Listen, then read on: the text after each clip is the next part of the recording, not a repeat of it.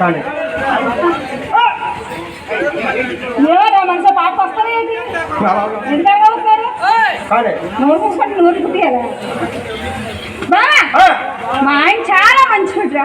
ఏంటమ్మా మా ఆయన చాలా మంచోడు. మీ ఆయన మంచోడు కాబట్టి ఊరి మీద తిరుగుతానవా? అది కొట్టాను అనుకో కిందకి వెళ్ళిపోతావు. దేనికి?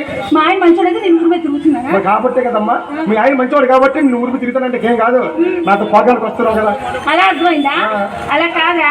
మా ఆయన మంచోడు అంటే నాకు మంచి గిఫ్ట్ కొని ఇచ్చాడు. గిఫ్ట్ లో మీ ఆయన కూడా గిఫ్ట్ నీకు అందరు కొన్నిది వేరు, మా ఆయన కొన్నిది వేరు. మా ఆయన కొన్నిది స్పెషల్ స్పెషల్ గిఫ్టా?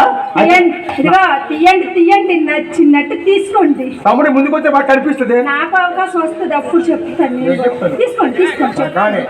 ఎవరెవరు తీస్తున్నారో మార్నింగ్ వేసి వాళ్ళ ఇంటికి వస్తారు. కుదురుద్ది మంచిగా తీయండి. అక్కడక్కడ జూమ్ చేసి తీయకండి. అలాగైతే మాత్రం కేసు పెట్టండి.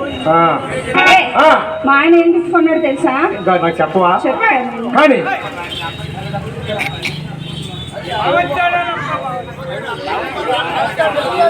సరే సరే ఒక 5 నిమిషాలు చెప్తా నేను. నమ్మకం వదిలేయండి. వదిలేసి అతను వచ్చి పద. దేనికి నువ్వు ఇక్కడే సరిపెట్టలేకపోతున్నావు, అక్కడేం సరిపెడతావు? ముగ్గురు ఉన్న ముగ్గురు ఏం చేస్తా? అరే మా ఆయన సంతకు వెళ్ళి నాకు సౌతం తెచ్చాడంటే నువ్వు వేరేలా అనుకోకు. నేను రోజు ఖాళీ లేకుండా నైట్ టైం ఒకటే పని మీద ఉంటున్నానా? మొహంకు దండం ఎత్తా అడు మనిషో అలా కాదురా. కొన్ని ఇంటి దగ్గర నైట్ టైం పను ఉండట్లేదు మనతో పాటు. కొన్ని ఇంటి దగ్గర లేడు, నైట్ టైం లేకపోతున్నాడు. పగలైనా ఏమైనా చేస్తున్నాడంటావా? జాబ్ ఉంది కాదు, పగల ఏమైనా చేస్తాడా? నైట్ మనాలి కథలు వచ్చేస్తుంది కదా, పగల ఏదైనా చేస్తాడు చేయడని. ఎవడో మండల ప్రెసిడెంట్.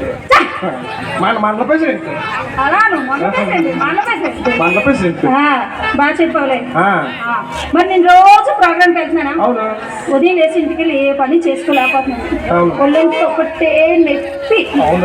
అందుకనే వంట పని కోసం ఇంటి పని కోసం నాకు మా చెల్లిని తీసుకొచ్చాడు మా ఆయన.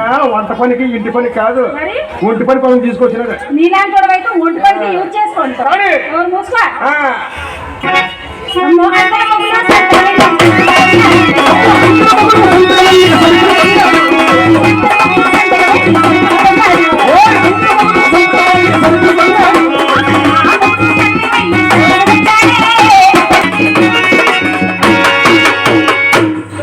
రాగం పోయే కాలం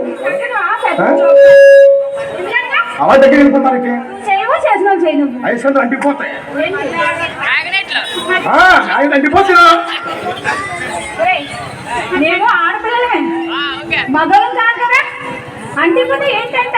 అమ్మ మీ ఇద్దరు అంటిపోతే మీ ఇద్దరికి అంటిపోతే ఇంటి దగ్గర ఇబ్బంది అయిపోతాయి. విడగొట్టాను 3 మంది ఉన్నారు బావులు. అంటిపోతే విడదీస్తావు కదా. ఏంటో విడదీసేది ఎంత ఉన్నాను అట్లాగా. హలో 20 రూపాయలు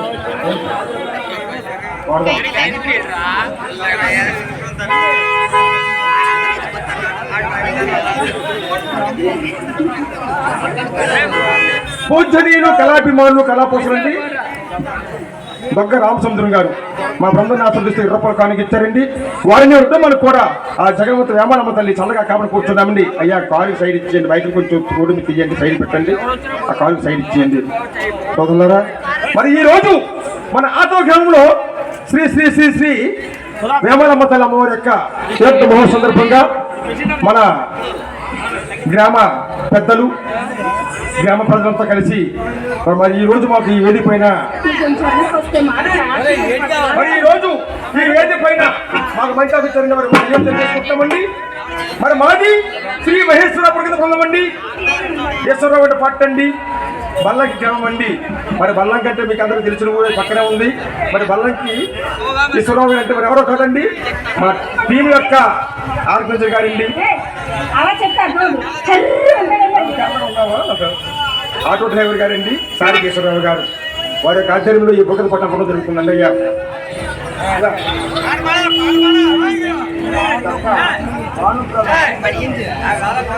పూజనీయులు కళాభిమానులు దొక్క బాడు ప్రసాద్ మిత్రులు సోదరులు వారు మా బృందాన్ని ఆస్వాదిస్తూ కేవలం పుస్తకానికి ఇచ్చారండి. వారిని కుటుంబానికి కూడా జగన్మతి వేమనమ్మ తల్లి చల్లగా కాపురం కూర్చున్నామండి అయ్యా.